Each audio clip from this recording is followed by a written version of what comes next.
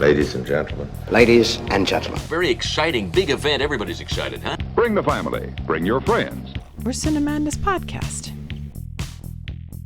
Hello, my name is Roman, and of course I come to you from Cinemadness, the podcast, as I am giving my two cohorts a break as I do a quick review on this most recent addition to the superhero films. So the story of Blue Beetle is well known to a lot of hardcore comic fans, but to the normal or the leisure fan, you may not be familiar with the character of Blue Beetle. I personally have enjoyed this character very much. Why? Because, to be very honest with you, as a guy whose name is Roman Rodriguez, I couldn't really relate so much always to Clark Kent or Bruce Wayne.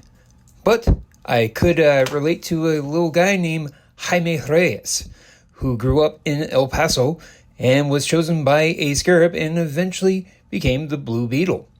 So the comic and the story of itself was something that I was really excited about.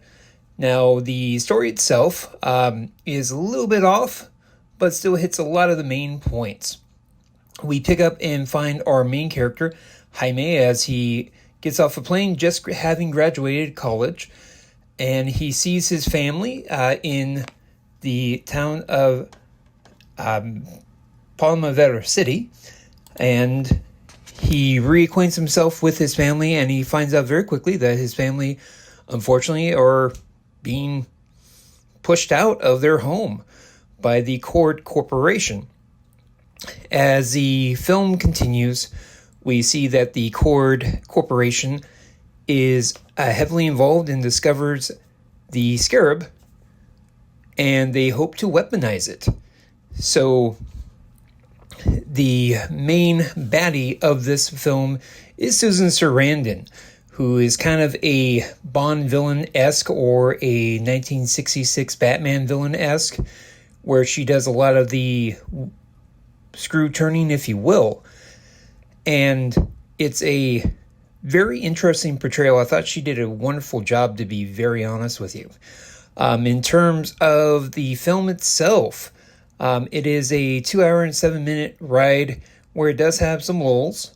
I recently saw the film with my son, and he loved it, but there were a couple of dry points where he had to go to the bathroom twice. So take it for what you will. If you're watching the film with an 8-year-old, you may have to be prepared for that. In terms of the film itself, it really did an interesting job of focusing on the family of Jaime Reyes and the Reyes family, where you get to see a different depth to the character, which you really don't see too much in our comic book characters. You see that some in Ant-Man. You do see that very heavily in Shazam. And with Blue Beetle, you see that explored. But you also do hear a lot of conversation about what it's like to be Mexican in the United States. And that's touched on multiple times. And it does have some underlying tones to a lot of their strife and their personal plot points as the story continues. And that was interesting at points to me. The action in the film was awesome. There are some absolutely awesome fight scenes where you get to discover the power skill set of the Blue Beetle suit, where, just in case you don't know, a scarab takes over Jaime Reyes, and then he essentially becomes Iron Man meets Venom, essentially. And please know, with my review, I am also trying to give you a spoiler-free, so if you want to know more about it, please watch the film. If you want me to tell you more about it, let me know in comments, and I'll be happy to maybe do a spoiler review of the film. I'll be happy to do that for you guys. Of course, I'm but a humble servant of you, our wonderful fans. So, as the film continues on, it was very entertaining. George Lopez was a good comedic sidekick. And the family itself was very interesting and thought-provoking at times. At the end of the day, I feel that the film was a mixture of Iron Man meets Machete meets the Mitchells versus Machines. Where Mitchells versus Machines highlighted the family and a set of circumstances where they come together and their unique skill sets help bond them against a mutual goal, i.e. overtaking the machines that are trying to overtake humanity.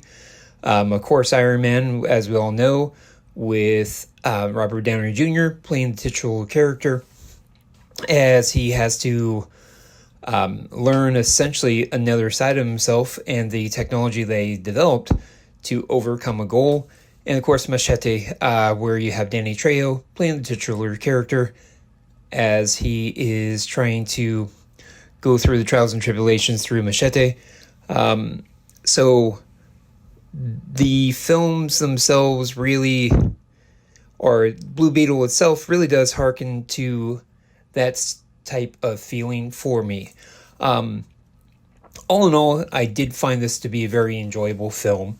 I did find this to be a bit of a refreshing film in terms of the superhero films that we have been given lately.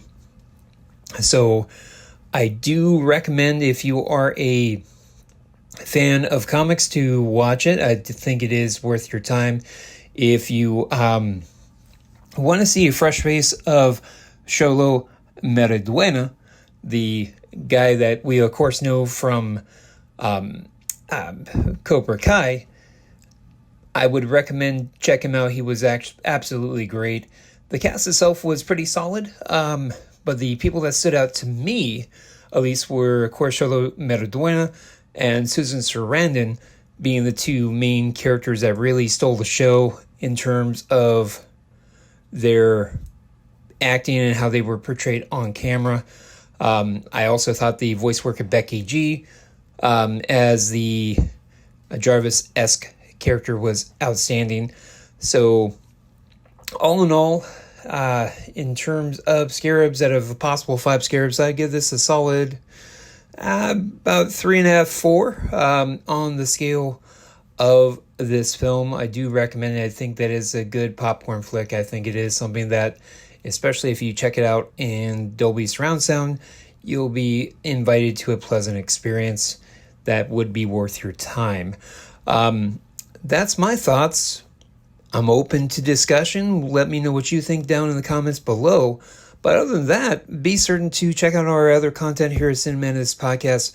Adam is always busy doing some amazing deep dives into films. And don't forget Allison's work as well. She has a unique take on most films as well. So be certain to check out the rest of our content. Other than that, I'll see you guys at the theater.